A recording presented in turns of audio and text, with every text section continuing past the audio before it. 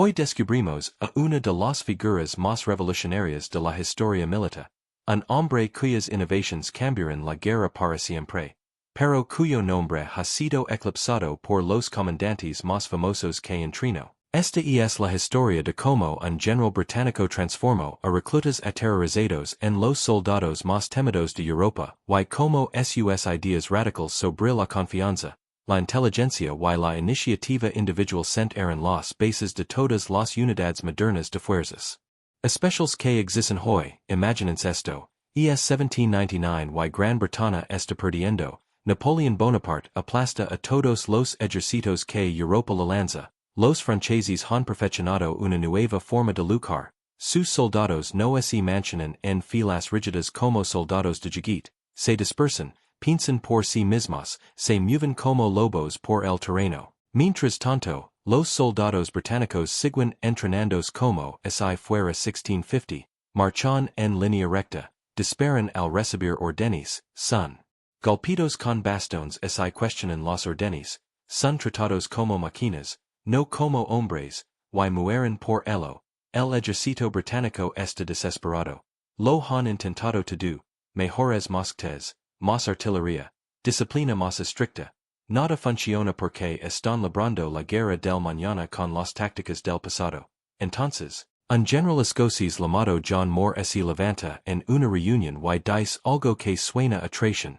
Dice que los soldados británicos no son tontos, dice que deberían aprender a leer, a pensar, a tomar decisiones por sí mismos, a entender por qué luchan, no solo como la sola queda en silencio.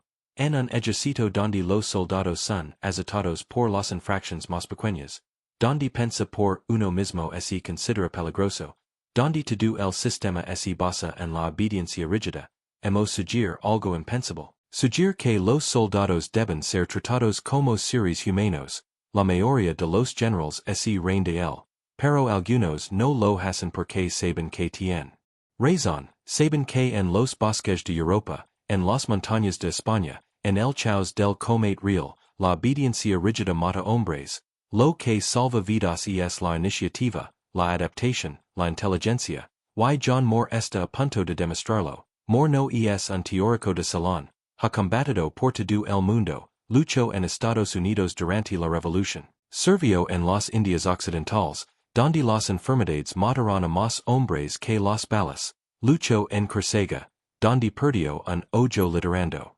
Desde el frente, ha sido herido en múltiples ocasiones, ha visto morir a hombres buenos porque sus oficiales eran incompetentes y su entrenamiento era inadecuado, y leva 20 años reflexionando sobre este problema. ¿Cómo se creen soldados capaces de sobrevivir en el campo de batalla moderno?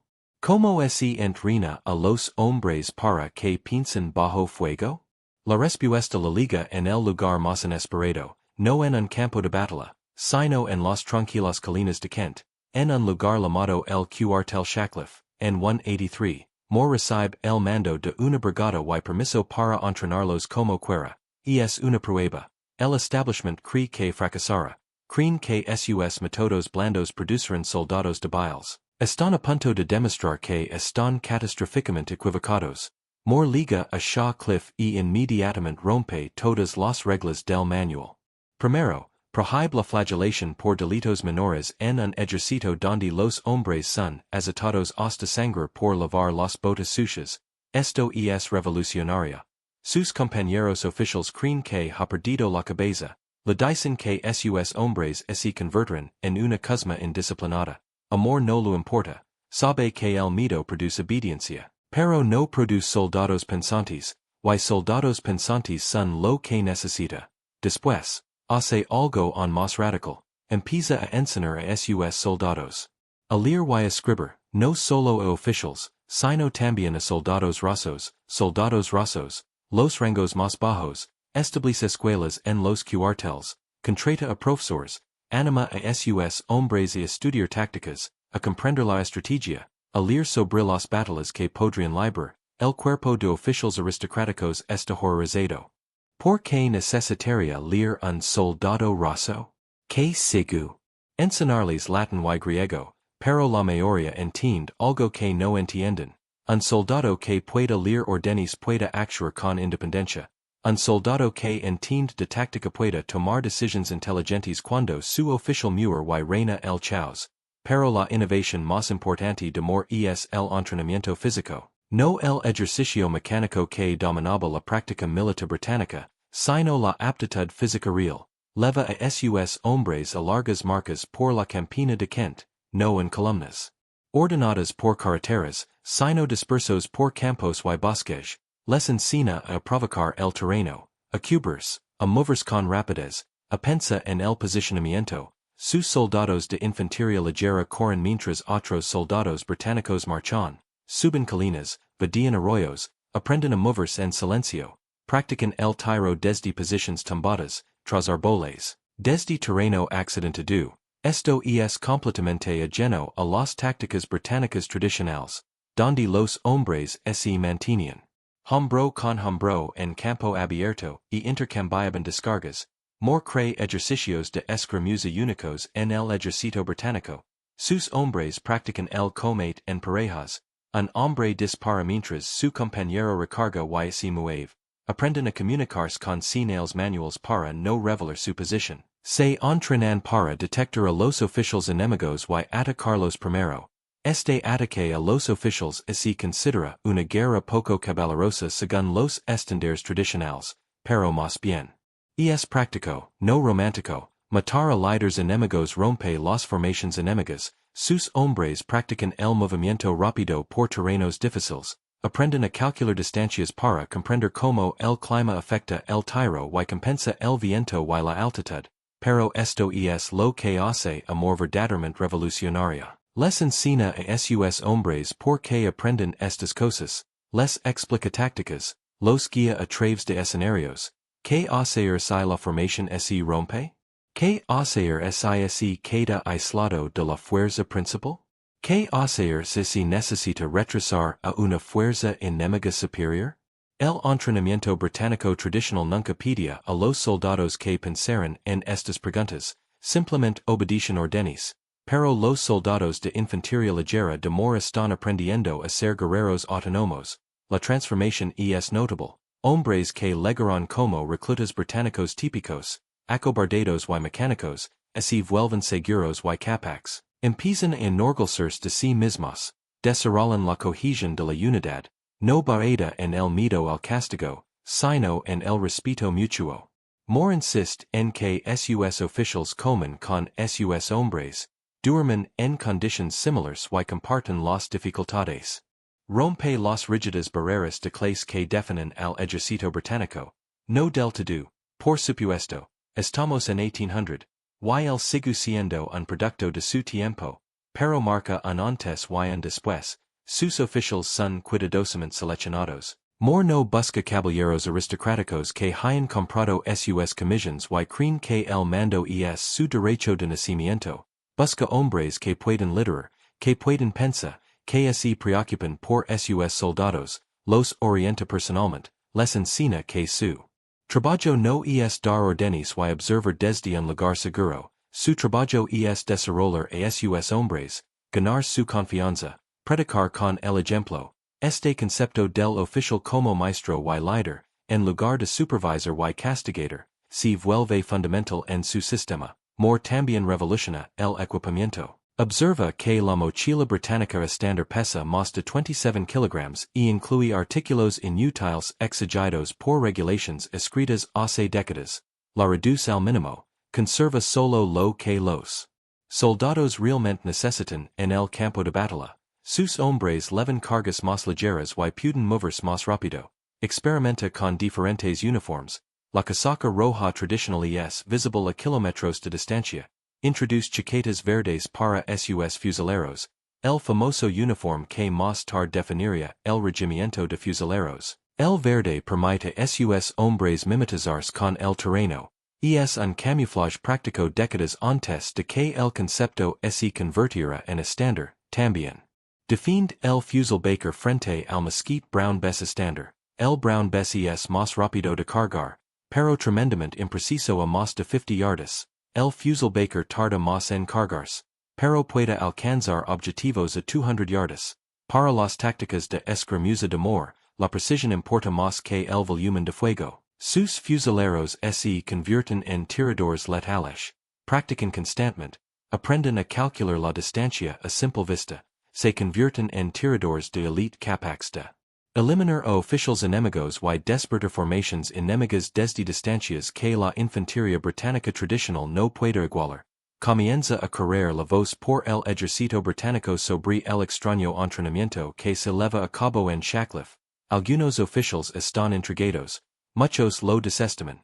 Pero entonces ocurre algo que lo cambia todo. Napoleón invade España. Comienza la guerra de la península. Y Gran Bretaña necesita a todos los soldados efectivos que pueda encontrar. Las brigadas de infantería ligera de Mor son enviadas a España como parte de una fuerza expedicionaria británica. Es su primera prueba real. Resistirán estas unidades experimentales bajo fuego enemigo o se acertarán las predicciones de desastre de los oficiales tradicionales? La respuesta liga rápidamente. La infantería ligera morisca destica se mueve con mayor rapidez que la infantería británica regular. Puede ocultar los movimientos del ejército principal, impidiendo que la caballería francesa realice reconocimientos. Puede mantener posiciones contra una superioridad numérica utilizando el terreno y un posicionamiento inteligente. Se adapta a las situaciones sin necesidad de órdenes constantes de arriba. Cuando las formaciones británicas regulares se ven en apuros, los hombres de Mor pueden improvisar soluciones. Los franceses nunca se han enfrentado a algo así. Las tácticas francesas se basan en una fuerza abrumadora, movimientos rápidos y intimidación. Sus escaramuzadores son buenos, pero están acostumbrados a enfrentarse a líneas británicas rígidas y fáciles de predecir. La infantería ligera de Mor lucha de forma diferente. Están en todas partes y en ninguna. Utilizan el terreno español con brillantes, se repliegan ante la presión, pero nunca se desploman, infligen bajas desproporcionadas a su número. Los comandantes franceses comienzan a comprender que se enfrentan a algo nuevo, pero la campana, en general, fracasa, no por las tácticas de amo, sino por fallos estratégicos a nivel superiores. Los ejércitos españoles, que debían apoyar a los británicos, se desmoronan. El propio Napoleón entra en España con una fuerza abrumadora. El ejército británico, bajo el mando general de Mor, se encuentra ahora superado en número y en peligro de ser aislado y destruido. Mor toma la brutal decisión de retirarse. Es invierno. El ejército debe marchar a través de las montañas en condiciones gélidas, perseguido por los franceses. Es una de las retiradas más agitadoras de la historia militar. Aquí es donde el entrenamiento de Mor demuestra su verdadero valor. Mientras gran parte del ejército británico lucha por mantener la disciplina durante la terrible retirada, las unidades de infantería ligera de Mor mantienen la cohesión, sirven como retaguardia, librando constantes escaramuzas para frenar la persecución francesa, cubren la retirada del ejército principal, mantienen los pasos de montaña contra la caballería francesa. Sufren terriblemente el frío y el hambre como todos los demás, pero siguen siendo unidades de combate eficaces. Los regimientos británicos tradicionales que no han recibido el entrenamiento de MOS desintegran durante la retirada. Los hombres desertan, las unidades se desintegran, pero la infantería ligera se mantiene unida porque Mor les enseñó a pensar, a comprender su propósito, a confiar en sus oficiales y entre sí. La retirada termina en Coruna, una ciudad portuaria donde el ejército británico espera evacuar por mar, pero los franceses llegan antes que todos los barcos, tienen que haber una batalla. Mor sabe que esta probablemente si su última batalla, está enfermo, exhausto, y el peso de los fracasos de la campana lo atormenta, pero debe ganar tiempo para que su ejército escape. El 16 de enero de 189, comienza la batalla de Corona. Mor dirige con brillantes, coloca sus fuerzas para maximizar la ventaja defensiva. Su infantería ligera se enfrenta a las fuerzas de avanzada francesas, lo que le da tiempo para establecer las posiciones adecuadas, cuando liga el asalto principal francés. Las líneas británicas se mantienen firmes. Mor está presente en todo el campo de batalla, animando a los hombres, ajustando posiciones, respondiendo a las amenazas, su presencia inspira a las tropas, este es el tipo de líder para el que entreno a sus officials, visible, seguro, competent, entonces, el desastre golpea. Una bala de canon francesa impacta cerca de mor, el impacto no lo alcanza directamente, pero la conmoción cerebral y la metralla lo desgarran el hombro izquierdo y el pecho, la herida es catastrófica. Lo sacan del campo de batalla, mientras la batalla continua, los cirujanos lo examinan y se dan cuenta de que no hay esperanza, el daño es demasiado grave, moris está muriendo, en sus últimas horas, more pregunta repetidamente sobre la batalla, ¿resistirán sus hombres? ¿Está el ejército a salvo? ¿Pueden evacuar? Lo dicen que sí, que las líneas británicas resistirán, el asalto francés fue repelido, la evacuación puede continuar, las últimas palabras de Moore son sobre sus hombres y la misión, muer creyendo que su ejército escapará, lo cualocar, lo entierran, envuelto en una capa militar en las murallas de Coruna, no hay tiempo para un funeral apropiado. El ejército debe llegar a los barcos, la reacción inmediata en Gran Bretaña es mixta, muchos consideran la retirada un fracaso, la muerte de Moore es lamentada, pero algunos lo culpan por los desastres de la campana, a pesar de que los fallos estratégicos escaparon a su control, parece que sus innovations podrían morir con él, se descartan como los experimentos excéntricos de un general Cato, pero algo inesperado sucede. Los soldados que se entrenaron con Moore y sobrevivirán a la retirada recuerdan historias sobre su general, sobre cómo los hizo sentir valorados, sobre cómo su entrenamiento les salvó la vida, sobre lo diferente que era de otros comandantes y, crucialmente, sobrevivirán algunos de los protegidos de Moore, oficials a los que entrenó y guió, hombres como Arthur Wellesley, quien se convertiría en el Duque de Wellington y finalmente derrotaría a Napoleón. Hombres que comprenden lo que Moore estaba construyendo y están decididos a continuar su trabajo, Wellington, en particular, reconoce el valor de las tácticas de infantería ligera de Moore. Cuando Wellington toma el mando en la península, no abandona las innovations de Moore, las amplia. Wellington crea regimientos de fusileros dedicados, entrenados en los métodos de Moore, los famosos fusileros del 95, degree se convierten en leyendas. Levan las chaquetas verdes, mejor diseñadas, utilizan tácticas más ingeniosas, luchan como escaramuzadores y tiradores de élite, operan de forma independiente, a menudo a kilómetros de distancia del ejército principal, recopilan información, interrumpen las operaciones francesas, se ganan el apodo de baranderos. Porque barren el campo de batalla antes del avance británico y aterrorizan a los franceses. La influencia de Moore se extiende más allá de los fusiles, Wellington aplica los principios de Moore sobre la educación de oficiales y el entrenamiento de soldados a todo su ejército, enfatiza la aptitud física y la experiencia práctica en el campo, confía en sus oficiales subalternos para la toma de decisiones, espera iniciativa en todos los niveles, el ejército británico que lucha durante la guerra de la península y finalmente gana en Waterloo es fundamentalmente diferente del ejército que entró en España en 188. Es el ejército de Moore, construido sobre sus principios, entrenado en sus métodos, pero la verdadera prueba del legado de Moore liga más tarde, de maneras que él nunca podría haber imaginado. A medida que la guerra evoluciona a lo largo de los siglos XIX y XX, las ideas centrales de Moore cobran mayor relevancia. No menos, la idea de que los soldados deben ser educados y confiables, el concepto de tácticas de unidades pequeñas, el énfasis en la aptitud física y la resiliencia mental, la práctica de los oficiales de liderar desde el frente y ganarse el respeto en lugar de exigirlo a través del rango. Estas ideas se convierten en la base del entrenamiento militar moderno. Cuando el ejército británico crea unidades de comando en la Segunda Guerra Mundial, se remonta a los principios de Moore, cuando las fuerzas especiales se desarrollan globalmente después de la guerra, se basan en conceptos más pioneros, equipos pequeños que operan de forma independiente, soldados capaces de pensar y adaptarse, énfasis en la inteligencia y la iniciativa por encima de la obediencia rígida. entrenamiento físico intensivo, selección cuidadosa y estándares de élite, este es el legado de Moore, creó el modelo para las operaciones especiales modernas, pero hay un legado aún más profundo, que va más allá de las tácticas específicas. Moore demostró que los soldados luchan mejor cuando son respetados, educados y se confía en ellos. Esto parece obvio ahora, pero fue radical en su época. Los ejércitos se habían construido sobre el miedo y la disciplina rígida durante miles de años.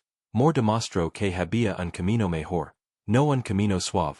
Su entrenamiento era brutalmente exigente, pero un camino que reconocía a los soldados como seres humanos inteligentes capaces de crecimiento y excelencia. Piensan en contra que lucaba, todo el estamento militar británico. Creía que los soldados eran básicamente países intercambiables de una máquina.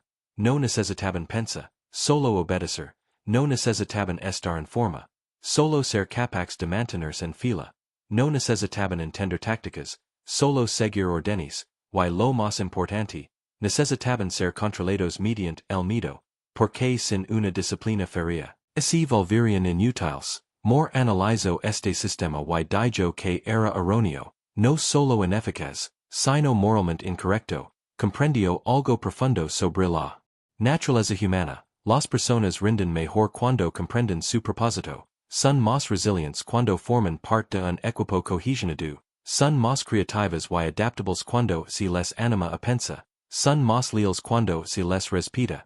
Estas ideas se aplican mucho más allá del entrenamiento militar. Sus principios de liderazgo efectivo se aplican en cualquier contexto. Moore estaba desarrollando una filosofía de liderazgo tanto como tácticas militares.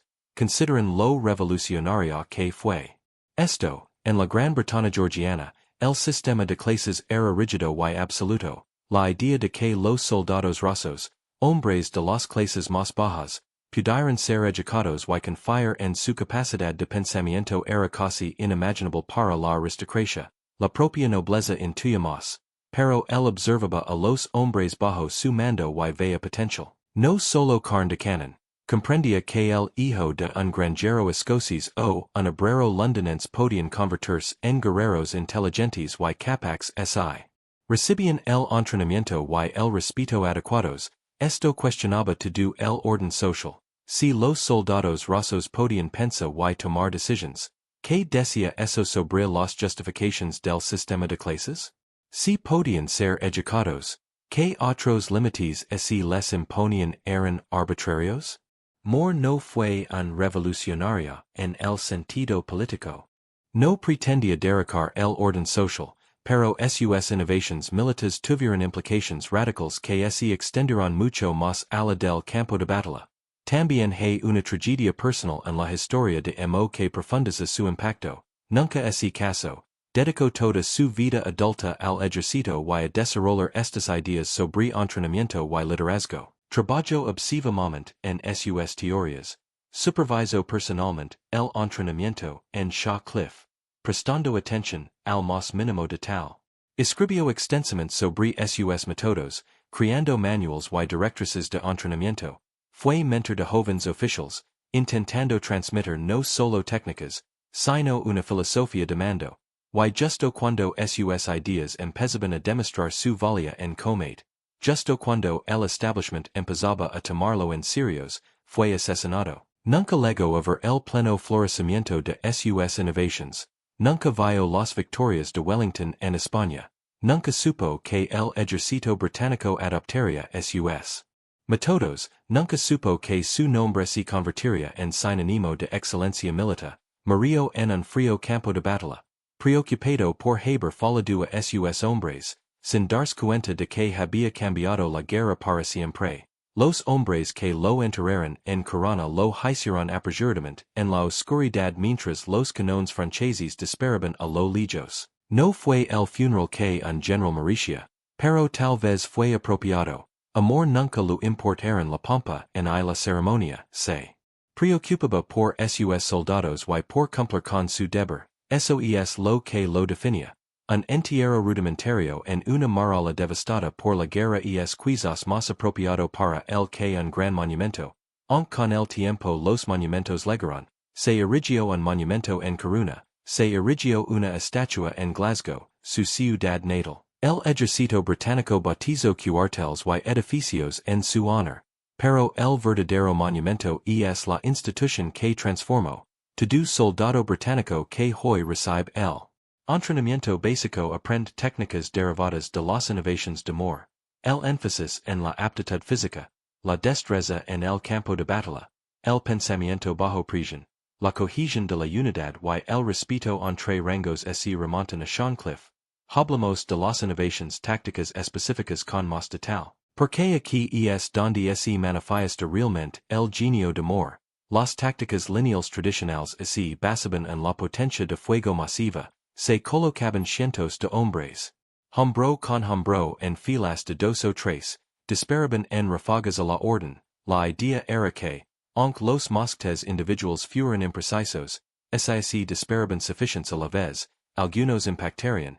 Esto funcionaba contra formations similares, era predecible y manageable, los oficiales podían controlarlo fácilmente, pero tenía enormes debilidades. La caballería podía atravesar las líneas, si las palaba en movimiento o desordenadas, la artillería podía abrir enormes brechas en formations compactas, el terreno accidentado hacía casi imposibles las tácticas lineales, y contra las escaramuzas, contra soldados dispersos y a cubierto, las descargas masivas eran un desperdicio, se disparaban cientos de tiros a objetivos dispersos, la mayoría de las balas no impactaban en nada. Las tácticas de infantería ligera de mora borderan todas estas debilidades, al dispersar a los soldados, los hizo más difíciles de atacar con artillería o caballería, al enseñarles a usar el terreno y la cobertura, redujo drásticamente las bajas, al entrenarlos como tiradores en lugar de tiradores de volumen, aumentó la eficacia de su fuego, al darles iniciativa, les permitió adaptarse a las condiciones locales sin esperar órdenes de oficiales que tal vez ni siquiera vieran lo que estaba sucediendo, pero esto es lo sutil y brillante. More no abandonó por completo las tácticas lineales. Comprendió que a veces se necesitaba el efecto de choque del fuego masivo. Su innovación fue crear un sistema híbrido, la infantería ligera protegería y escaramuzaría, desorganizando las formaciones enemigas y recopilando información. Cuando llegaba el momento decisivo, la infantería regular formaba líneas tradicionales y lanzaba descargas devastadoras, pero esa infantería regular también estaba entrenada en los métodos moros, para poder cambiar de formación según fuera necesario. Esta flexibilidad no tenía precedentes. La mayoría de los ejércitos europeos estaban entrenados para un solo tipo de combate. Columnas francesas, líneas austriacas, cuadros británicos, estas eran doctrinas rígidas. More creó una doctrina basada en la adaptabilidad. Sus soldados podían luchar en cualquier formación según las circunstancias, podían cambiar de escaramuza a línea y a cuadro según lo exigiera la situación táctica. Esto requería soldados inteligentes y bien entrenados que comprendieran por qué las diferentes formaciones tenían propósitos distintos. More también revolucionó la forma en que los soldados se movían en el campo de batalla. La instrucción tradicional enfatizaba el movimiento sincronizado. Todos se movían al mismo ritmo en la misma dirección. Esto parecía impresionante en los campos de defile, pero era poco práctico en terreno real. Los hombres de amor aprenden a moverse de forma independiente manteniendo la cohesión de la unidad. Practican moverse a paso ligero, esencialmente corriendo mientras mantienen la formación. Aprenden a moverse en orden abierto a través de terreno accidentado y luego forman rápidamente cuando es necesario. Esto requería una enorme condición física. El régimen de entrenamiento de amor era agotador. Largas marcas con equipo completo por terrenos difíciles. Ejercicios de velocidad, ejercicios de escalada, natación cuando era posible, lucha libre, y boxeo para desarrollar agresividad y confianza. Sus hombres eran atletas para los estándares de la época, mientras que los soldados británicos regulares podían marchar con paso firme por las carreteras. La infantería ligera de amor podía correr por montañas, vadir ríos, subir laderas y aún así estar listos para luchar al final. El aspecto psicológico de su entrenamiento era igualmente importante. More trabajo deliberadamente para fomentar la confianza y el orgullo de unidad, organizaba competitions entre compañías, concursos de tiro, marcas rápidas y ejercicios tácticos, los ganadores recibían reconocimiento y, en ocasiones, pequeños privilegios. Esto creaba una sana rivalidad y impulsaba a los hombres a mayor. También hacía hincapié en la historia y la tradición de la unidad, infundiendo a sus hombres un sentido de identidad y propósito. More comprendía que los soldados luchan por sus camaradas tanto como por causas abstractas, al crear fuertes vínculos dentro de las unidades, haciendo que los hombres se sintieran responsables unos de otros. Se aseguró de que no se derrumban bajo presión. Por eso su retaguardia se mantuvo unida durante la retirada a Corona mientras otras unidades se desintegraban. Los hombres confiaban entre sí y en sus oficiales porque more había forjado esa confianza deliberadamente a través de su sistema de entrenamiento. También cambió la forma en que se educaba a los oficiales. El entrenamiento tradicional británico para oficiales apenas existía. Se compraba una comisión, se presentaba al regimiento y se aprendía observando a los demás. Si el coronel era competente, se podía aprender algo útil, si no, se adquirían malos hábitos o nada en absoluto. More creó un entrenamiento sistemático para oficiales.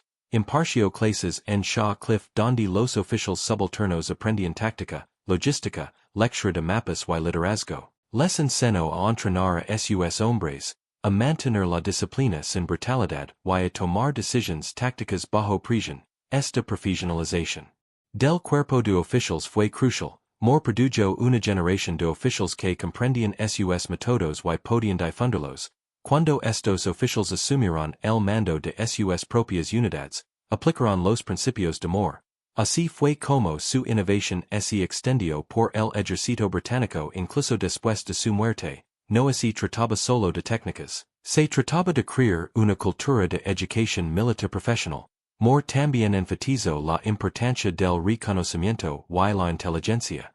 Enseñó a sus oficiales a explorar personalmente el terreno, a comprender el terreno en el que lucharían. Su infantería ligera practicaba el movimiento silencioso y la observación sin ser vistos. Aprendieron a estimar el número de enemigos, identificar los tipos de unidades y detectar las debilidades en las posiciones enemigas. Esta recopilación de inteligencia se convirtió en una función esencial de la infantería ligera. Eran los ojos y oídos del ejército, en una época anterior a la radio o incluso a las banderas de señales eficaces más allá de las distancias cortas. Esto era vital. Los comandantes necesitaban información sobre los movimientos enemigos y los obstáculos del terreno.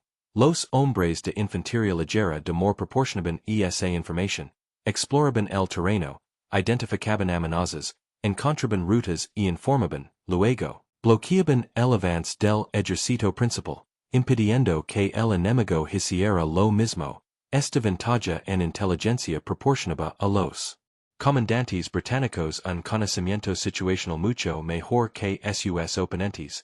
More también fue pionero en lo que hoy llamaremos tácticas de armas combinadas a nivel de unidad pequeña. Enseñó a sus hombres a coordinarse con la caballería y la artillería. La infantería ligera marcaba objetivos para la artillería mediante señales o incluso retrocediendo con información. Creaban oportunidades para cargas de caballería interrumpiendo las formaciones enemigas, aprovechaban las brechas que creaba la caballería. Este tipo de coordinación entre unidades era inusual en aquella época. La mayoría de las unidades británicas luchaban aisladas, realizando su trabajo sin mucha comunicación con otras ramas. Otra innovación fue el enfoque de More para las operaciones nocturnas. La mayoría de los ejércitos evitaban combatir de noche porque la coordinación era demasiado difícil. More entrenó a sus hombres para moverse y luchar en la oscuridad, practicaron el movimiento silencioso. Desarrollaron llamadas y contraseñas para el reconocimiento. Aprendieron a orientarse por las estrellas y el tacto. Esto les proporcionó una enorme ventaja táctica. Podían maniobrar de noche, ocupar posiciones antes del amanecer o realizar incursiones nocturnas.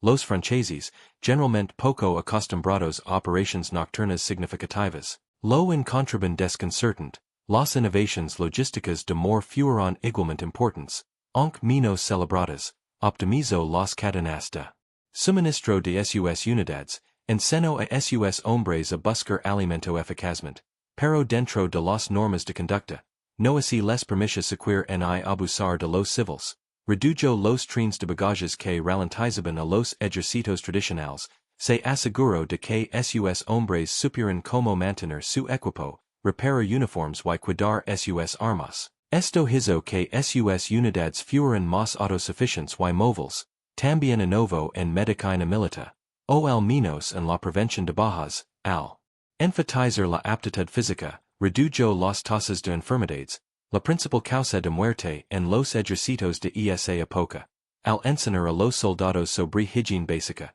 seguridad en el agua y nutrición, mantuvo a sus hombres más saludables, al entrenarlos para cubrirse y usar el terreno, redujo las bajas en combate. Sus tasas de bajas fueron notablemente más bajas que las de unidades comparables, no porque evitara el combate, sino porque su entrenamiento hizo a sus hombres más resistentes. El entrenamiento con armas, más implementado, fue revolucionario en detalle. Con el rifle Baker, a cada hombre se le asignaba un arma específica y era responsable de su cuidado. Aprendieron a calcular la distancia estimando cuántas veces la altura de un objetivo cabría entre ellos y el objetivo. Practicaron el tiro a diferentes distancias hasta que intuitivamente supieron apuntar. Aprendieron a compensar el viento al comprender el rendimiento de su rifle en diferentes condiciones. Esto los convirtió en verdaderos tiradores, no solo hombres que apuntaban con armas en la dirección general del enemigo. A los fusileros también se les enseñó a priorizar los objetivos. Primero los oficiales, especialmente los oficiales montados, luego los sargentos y cualquiera que diera órdenes, luego los artilleros, y finalmente la caballería. La infantería regular era la menor prioridad porque representaba la menor amenaza inmediata. Esta doctrina de selección de objetivos maximizaba el efecto disruptivo de un número relativamente pequeño de escaramuzas, al destruir la estructura de mando y control del enemigo. Se podían paralizar formaciones mucho mayores. Los manuales tácticos de more abundaban en detalles extraordinarios sobre el posicionamiento. Cómo usar los pendientes inversos para ocultarse de la observación enemiga. Cómo posicionarse en los flancos de las características del terreno, en lugar de en la cresta obvia donde se recurriría la silueta. Cómo crear campos de tiro superpuestos para que varios fusileros pudieran atacar la misma zona objetivo desde diferentes ángulos. Cómo posicionarse cerca de rutas de retirada para poder retirarse en caso de sobrecarga. Estas no eran lecciones intuitivas. Provenían de las décadas de experiencia de more y de su estudio analítico. Del terreno y las tácticas, también enseñó tácticas de guerra urbana, poco comunes en aquella época. Cómo atravesar edificios, cómo bloquear calles, cómo disparar desde ventanas sin exponerse, cómo usar los tejados para la observación y cómo crear campos de tiro en espacios reducidos. Esto resultó valioso en la guerra de la independencia, donde se produjeron numerosos combates en pueblos y ciudades españolas. La infantería ligera de more podía controlar entornos urbanos con mucha mayor eficacia que las tropas tradicionales, entrenadas exclusivamente para el combate en campo abierto. Lo notable es como more desarrolló estas tácticas. No contaba con recursos modernos, ni radio para coordinarse, ni reconocimiento aéreo, ni mapas modernos. Trabajó desde los principios básicos, preguntándose que necesitaban los soldados para sobrevivir y ganar en campos de batalla reales, no en plazas de armas. Ponía a prueba sus ideas constantemente, realizando ejercicios y analizando los resultados, animaba a sus oficiales a experimentar y informar sobre lo que funcionaba. Construyó un sistema de mejora continua donde se adoptaban técnicas eficaces y se descartaban las ineficaces. Este enfoque empírico era en sí mismo innovador. La doctrina militar de aquella época era en gran medida tradicional. Las tácticas se heredaban de generaciones anteriores y rara vez se cuestionaban. More lo cuestionaba todo. Desafiaba las suposiciones, se preguntaba por qué las cosas se hacían de Cierta manera y si existen mejores enfoques, esta mentalidad científica en un campo dominado por la tradición y el privilegio aristocrático era en sí misma revolucionaria. La influencia de Moore en el pensamiento militar se extendió también a la estrategia. Comprendió que la táctica tenía fines estratégicos. De nada servía entrenar soldados superiores si se usaba mal a nivel estratégico. Abogó por campanas coordinadas que aprovecharan adecuadamente las capacidades de la infantería ligera. Movimientos rápidos para apoderarse de terreno clave. Misiones de economía de fuerza donde las unidades pequeñas lograban efectos desproporcionados. Y operations de engaño donde la infantería ligera se fortalecía en una zona mientras el ejército principal se desplazaba a otra. Estos conceptos estratégicos escapaban a su función oficial. Fue comandante de brigada, no comandante de ejército durante la mayor parte de su carrera. Pero su pensamiento influyó en quien se comandaban ejércitos. La estrategia de Wellington para la península se basó en gran medida en conceptos más defendidos. El uso del terreno portugués para contrarrestar la superioridad numérica francesa. El énfasis en la inteligencia y el reconocimiento. Y el uso agresivo de tropas ligeras para interrumpir las operaciones francesas. Todos estos conceptos eran coherentes con la filosofía de Moore. También está el impacto de Moore en la cultura y los valores militares. Demostró que los ejércitos eficaces podían construir sobre la base del respeto, no del miedo. Esto parece obvio ahora. Pero era genuinamente radical en su contexto. El ejército británico de su época utilizaba castigos corporales brutales de forma rutinaria. El castigo corporal era la norma para las infracciones menores.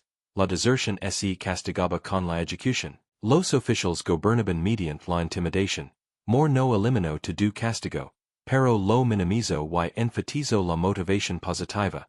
En cambio, demostró que los soldados que se sentían valorados y respetados eran más confiables que los soldados que obedecían bajo el terror. Los soldados aterrorizados podían obedecer cuando eran observados, pero se desentendían o huían cuando la supervisión fallaba. Los soldados que creían en su misión y confiaban en sus líderes luchaban con eficacia, incluso en situaciones caóticas donde nadie los observaba. Esta perspectiva sobre la motivación humana se aplica mucho más a la del ámbito militar. El legado de Moore en la cultura militar británica es profundo. El sistema de regimientos del ejército británico, con su énfasis en el orgullo y la tradición de la unidad, debe mucho a las ideas de Moore. La cultura de los oficiales que se preocupaban por el bienestar de sus hombres, de los oficiales subalternos que debían demostrar competencia, no solo educación, y de la valencia física que se valoraba por encima del estatus social. Estos elementos culturales se vieron fortalecidos por el ejemplo y la enseñanza de Moore. Los fusileros, el regimiento más directamente descendiente de las unidades experimentales de Moore, mantuvieron sus tradiciones con la mayor pureza. Sus estándares de puntería se mantuvieron excepcionalmente altos. Sus requisitos de aptitud física superaron a los de otros regimientos. Su énfasis en la iniciativa individual dentro de una estructura de unidad cohesionada preservó la filosofía central de Moore. Incluso hoy, los fusileros mantienen tradiciones que se remontan a la visión original de Sutcliffe y Moore. Pero más allá de las unidades específicas, Moore cambió la forma en que el ejército británico concebía el entrenamiento. La idea de que el entrenamiento debía simular las condiciones de combate con la mayor fidelidad posible. El concepto de que el entrenamiento progresivo se basa en habilidades individuales, tácticas de unidades pequeñas y operaciones de grandes formaciones, el principio de que el entrenamiento debía desafiar a los soldados tanto mental como físicamente. Estos principios son ahora estándar en todo el mundo, pero resultaron innovadores cuando Moore los implementó. Moore también influyó en la educación militar más allá de Gran Bretaña. Los observadores extranjeros destacaron sus métodos. Los teóricos militares prusianos estudiaron sus tácticas. A medida que los ejércitos europeos se profesionalizaron durante el siglo XIX, muchos adoptaron elementos del enfoque de Moore. La idea de la infantería ligera especializada se volvió casi universal. El énfasis en el entrenamiento físico y la puntería se extendió. El concepto de tácticas de tipo misión, donde los subordinados comprenden la intención y pueden actuar de forma independiente para lograrla. Se remonta a la filosofía de amor de la iniciativa entrenada. Existe una conexión directa entre los experimentos de Moore en Shorncliffe y la doctrina militar moderna a nivel mundial. Liderazgo de unidades pequeñas. Educación descentralizada. Énfasis en la adaptabilidad y fortaleza física y mental. Estos son valores militares universals hoy en día, pero no lo eran en 1800. Otros contribuyen a su consolidación. Cada vez que un instructor militar enseña a los soldados a pensar bajo presión, adaptarse a las circunstancias y a tomar la iniciativa cuando sea necesario. Está enseñando la filosofía de Moore, lo sepan o no, la tragedia es que Moore no vivió para ver nada de esto, murió creyendo que su campana había sido un fracaso, su ejército estaba arraigado, sus métodos solo se justificaron por la supervivencia, no por la victoria. No podía saber que sus innovaciones tácticas ayudarían a Wellington a ganar la guerra de la península. No podía imaginar que sus métodos de entrenamiento se convertirían en estándar en todo el ejército británico y influirían en la práctica militar a nivel mundial. Murió pensando que era solo un general entre muchos, sin darse cuenta de que lo había cambiado todo. Hey. Algo profundamente conmovedor en esto. Moore estaba impulsado por el deber y un genuino interés por sus soldados. No buscaba gloria ni fama. Intentaba resolver problemas prácticos para mantener con vida a sus hombres y hacerlos efectivos. Sus innovaciones surgieron tanto de la compasión como de la genialidad táctica. Observó cómo se trataba a los soldados y pensó que merecían algo mejor. Observó cómo se les entrenaba y pensó que podían ser más capaces. Y dedicó su carrera a demostrarlo. Su muerte en Corunna se recuerda en la tradición militar británica no solo como un evento táctico, sino como un momento simbólico. El general que se preocupó por sus hombres, que los entrenó y confió en ellos, que los transformó en soldados de élite que morían mientras les daba tiempo para escapar. Es una narrativa de sacrificio y deber que resuena con la cultura militar. El hecho de que las últimas preguntas de Moore se refirieran a la seguridad de sus hombres, no a su propio legado, consolida su reputación como el ideal del liderazgo desinteresado. El poema, El entierro de Sir John Moore después de la corona, de Charles Wolfe se hizo famoso en el siglo XIX.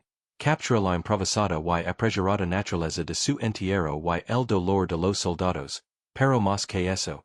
Captura como Moore fue logrado por los hombres bajo su mando, habían perdido no solo a un general, sino a alguien que realmente se preocupaba por ellos como seres humanos, en una época en la que la mayoría de los oficiales aristocráticos despreciaban a los soldados rasos. El respeto genuino de Moore era excepcional y apreciado, lo que hizo especial amor no fueron solo sus innovaciones tácticas, aunque estas fueron significativas. Fue su comprensión de que la efectividad militar depende en última instancia del factor humano. El equipo importa, la táctica importa, pero lo que realmente importa es la calidad del soldado individual y la cohesión de la unidad.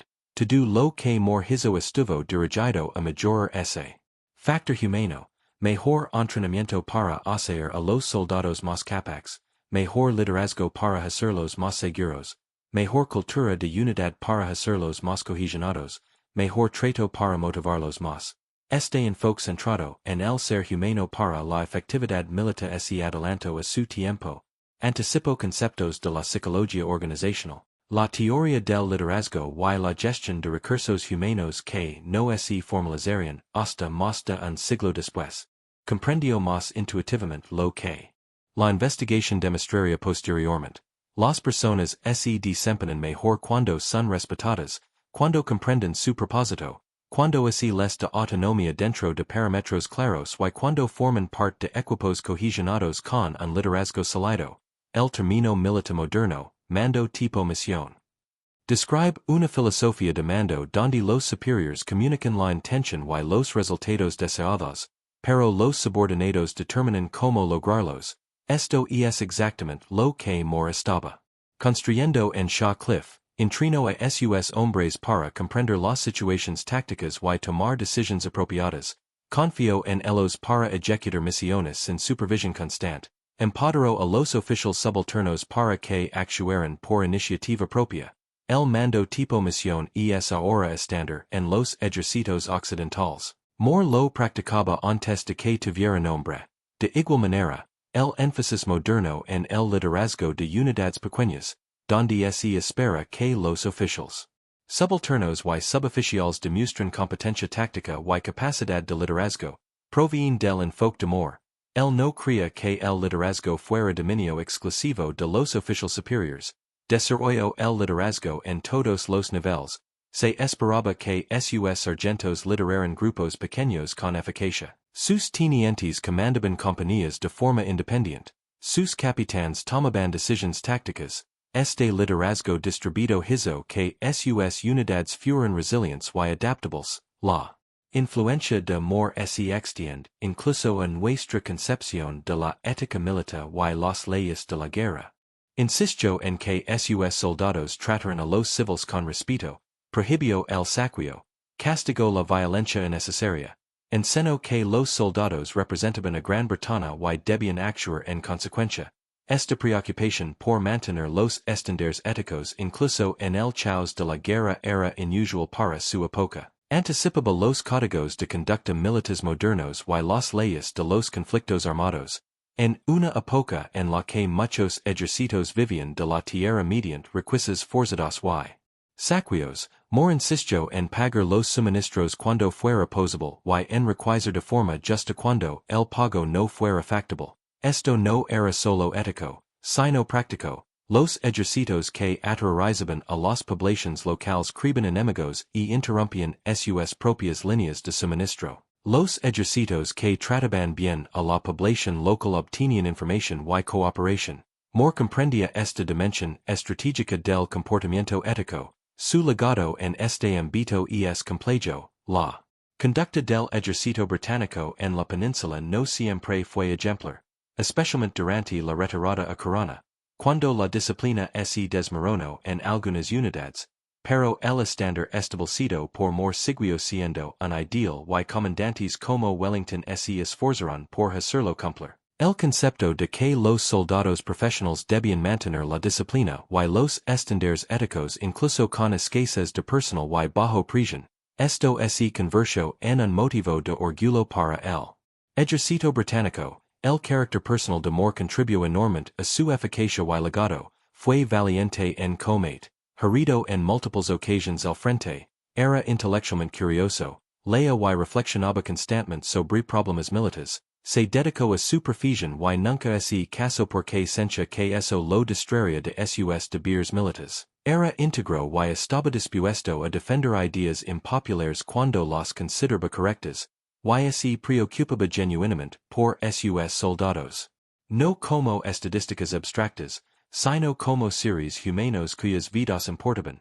Esta combinación de cualidades personales lo convirtió en un líder inspirador. Sus soldados sabían que nunca les ordinaria enfrentarse a un peligro que él mismo no afrontaría. Sabían que lo importaba, vivieran o murieran. Sabían que trabajaba constantemente para convertirlos en mejores soldados, no por su propia gloria, sino por su supervivencia. Esto generó lealtad y respeto que iban mucho más allá del miedo al castigo. Los hombres seguían amor porque creían en él. La relación del oficial cord con Moore era más compleja. Algunos reconocieron su genio y se convirtieron en devotos seguidores. Estos hombres difundieron sus métodos y defendieron su reputación. Otros lo resentían, pues veían sus reformas como amenazas a sus cómodas tradiciones. Preferían el antiguo sistema, donde los soldados eran intercambiables y fáciles de controlar.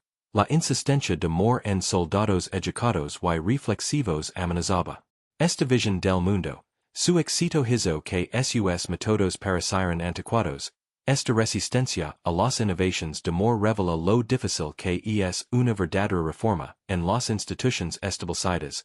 Incluso cuando las innovaciones funcionan claramente, incluso cuando salvan vidas y mejoran la eficacia, la inercia institucional y los intereses creados se resisten al cambio. More triunfo en parte porque contaba con partidarios influyentes que lo protegían de sus críticos, y en parte porque sus resultados eran tan innegables que incluso los escépticos tuvieron que reconocerlos. Tras la muerte de Moore, existía un peligro real de que sus innovations fueran abandonadas. Algunos oficiales argumentaban que las condiciones especiales de la península no se aplicaban a otros lugares. Algunos afirmaban que el éxito de Moore se debía a su carisma personal, no a métodos replicables. Algunos simplemente querían volver a las tradiciones establecidas. Pero el apoyo continuo de Wellington y la eficacia demostrada de unidades más entrenadas garantizaron la supervivencia de la innovación. La guerra de la península se convirtió en un laboratorio para las tácticas de Moore. A medida que la guerra continuaba año tras año, las fuerzas británicas incorporaron cada vez más sus métodos. Para cuando Wellington invadió Francia en 1814. El ejército británico era irreconocible en comparación con las fuerzas que entraron en España en 188. Era más rápido, más flexible, mejor entrenado y más agresivo, luchó con iniciativa y confianza. Fue la visión de Moore hecha realidad en todo un ejército. Esta transformación contribuyó directamente a la derrota de Napoleón. La guerra de la península agotó los recursos franceses y retuvo tropas que Napoleón necesitaba en otros lugares. El éxito británico en España convirtió la península en una sierra en movimiento que debilitó al imperio francés. Y ese éxito dependía de la superioridad táctica que el ejército de Wellington alcanzó gracias a los métodos de Moore. Si las fuerzas británicas hubieran continuado luchando con tácticas anticuadas, habrían sido derrotadas y expulsadas de la península. Las innovations de Moore marcaron la diferencia entre la derrota y la victoria. En Waterloo, en 1815, Wellington comandó las fuerzas británicas, holandesas y alemanas contra el regreso de Napoleón. La firmeza de las tropas británicas bajo presión, su capacidad para formar cuadros rápidamente ante la amenaza de la caballería, su eficacia en las escaramuzas, la acertada toma de decisiones tácticas de sus oficiales bien entrenados, todos estos factores contribuyeron a la victoria. Todos ellos eran descendientes de las reformas de Moore. La última apuesta de Napoleón fracasó, en parte porque la infantería británica, a la que se enfrentó ya no era la rígida maquinaria de décadas anteriores. Eran profesionales bien entrenados, capaces de pensar y luchar con eficacia. Por eso, cuando hablamos de la derrota de Napoleón, debemos recordar el papel de Moore. No en el campo de batalla, para entonces ya había fallecido, sino en la creación del ejército que derrotó a Napoleón. Cada soldado británico en Waterloo, Quebec mantuvo la disciplina bajo fuego de artillería, que formó cuadros a tiempo para repeler a la caballería, que disparó con precisión y mantuvo la posición. Demostraba un entrenamiento que provenía de las innovations de Moore. El siglo siguiente, Moore vio como sus ideas se difundían globalmente, a medida que los ejércitos europeos se profesionalizaban. Estudiaron el sistema militar británico y adoptaron elementos del mismo. El énfasis en la infantería ligera se generalizó. El concepto de unidades de élite especializadas se convirtió en estándar. La idea de entrenar a los soldados para pensar, no solo para obedecer, fue ganando aceptación gradualmente. Para 1900, los ejércitos de todo el mundo se parecían más a la visión de Moore que a los ejércitos del siglo XVIII que él había reformado. Las guerras mundiales del siglo XX reivindicaron los enfoques de Moore aún más drásticamente.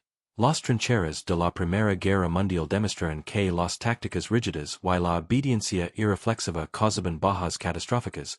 Los ejércitos que fomentaron la iniciativa desarrollaron tácticas de unidades pequeñas y empoderaron a los líderes jóvenes fueron más efectivos. La lección se reaprendió dolorosamente en condiciones que muchos jamás podrían haber imaginado.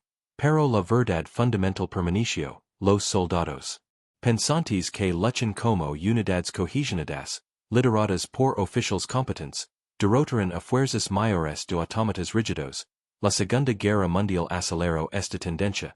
Fuerzas especiales, comandos, rangers, estas unidades se construyeron explícitamente sobre principios más pioneros. Pequeños equipos que operaban de forma independiente tras las líneas enemigas, soldados entrenados para pensar y adaptarse, énfasis en la aptitud física y la fortaleza mental, la iniciativa se. Valoraba más que la obediencia ciega, LCS, los comandos, los rangers, todos descendientes de la filosofía de infantería ligera de Moors, las fuerzas modernas de operations especial son on más claramente heredadas de Moors, precisos de selección de élite que ponen a prueba no solo la capacidad física, sino también la resolución de problemas y la resistencia al estrés, entrenamiento brutal que desarrolla tanto la capacidad como la cohesión de la unidad, operations en equipos pequeños que requieren una toma de decisions intelligent, filosofía de mando tipo misión, entrenamiento cruzado para que los individuos puedan desempeñar múltiples roles. Esta es la visión de Moore hacha realidad con tecnología del siglo XXI. Pero la influencia de Moore se extiende más allá de las unidades de élite. El entrenamiento básico moderno en ejércitos profesionales de todo el mundo incorpora sus principios. La aptitud física es fundamental. A los soldados se les enseña a pensar, a comprender su rol en operations mayores y a tomar decisions bajo presión. El desarrollo del liderazgo comienza desde el primer día. La cohesión de la unidad se construye deliberadamente. Los estándares son altos porque la efectividad requiere individuos capaces, no solo un gran número. El contraste entre los ejércitos profesionales basados en estos principios y los ejércitos de reclutas basados en la masa y la obediencia se ha demostrado repetidamente, en conflictos desde la guerra del Golfo hasta operations recientes. Fuerzas profesionales bien entrenadas han dominado oponentes numéricamente superiores, pero mal entrenados, se comprende mejor porque la calidad importa más que la cantidad cuando los soldados individuals pueden pensar, adaptarse y operar eficazmente en el caos. También existe la influencia de Moore en el desarrollo del liderazgo fuera del ámbito militar. Sus principios son el respeto a las personas, el desarrollo de sus capacidades, la creación de equipos cohesionados y el liderazgo con el ejemplo. Estos se aplican a cualquier contexto organizacional. La teoría moderna del liderazgo enfatiza muchos de los mismos conceptos más practicados. Liderazgo de servicio, liderazgo transformacional, liderazgo auténtico. Estos marcos reflejan ideas más implementadas hace 2 siglos. Las escuelas de negocios enseñan que los líderes efectivos desarrollan a su gente, la empoderan para tomar decisions y construyen culturas organizacionales basadas en la confianza y un propósito compartido. Eso es lo que Moore hizo en Shawcliffe. Se sentiría completamente cómodo en un programa de MBA moderno hablando de liderazgo y eficacia organizacional. Sus ideas no eran solo militares. Eran verdades fundamentales sobre el rendimiento y la motivación humanos. La filosofía educativa también se ha inclinado hacia el enfoque de Moore. La idea de que los estudiantes aprenden mejor cuando comprenden por qué están aprendiendo algo, cuando se les desafía adecuadamente, cuando se les respeta como individuos y cuando forman parte de comunidades que los apoyan. Moore aplicó estos principios al entrenamiento militar antes de que se generalizaran en la educación. Sus innovadores métodos de entrenamiento anticiparon décadas la educación progresista. Incluso el entrenamiento deportivo ha convergido en las ideas de Moore. Los entrenadores modernos enfatizan el desarrollo de habilidades individuales, la comprensión táctica, la cohesión del equipo, la preparación física y la fortaleza mental. Tratan a los atletas como socios en el preciso, no como receptores pasivos de instrucción, construyen culturas de excelencia a través de la motivación positiva, más que del miedo. Estos enfoques producen mejores resultados que los métodos autoritarios.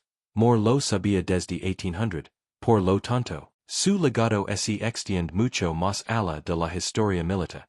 Demostró verdades fundamentales sobre el potencial humano, el aprendizaje, el liderazgo y la eficacia organizacional. Demostró que las personas se desempeñan mejor cuando se las trata como individuos capaces, no como países intercambiables. Esta perspectiva ha transformado no solo a los ejércitos, sino a organizaciones de todo tipo. Su historia nos recuerda que una persona con una idea mejor, con el coraje de implementarla y la habilidad de demostrar que funciona, puede cambiar las instituciones y influir en el mundo durante siglos. more no se propuso revolucionar la guerra. Se propuso hacer sus soldados más efectivos y mantenerlos con vida. Pero al centrarse en ese objetivo práctico con inteligencia y dedicación, cambió la historia militar. Si esta historia te fascinó, hay mucho más que explorar sobre las guerras napoleónicas, la transformación del ejército británico y los comandantes que moldearon la práctica militar moderna. Dale me gusta a este video as I disfrutes aprendiendo sobre las innovaciones revolucionarias de Sir John Moore.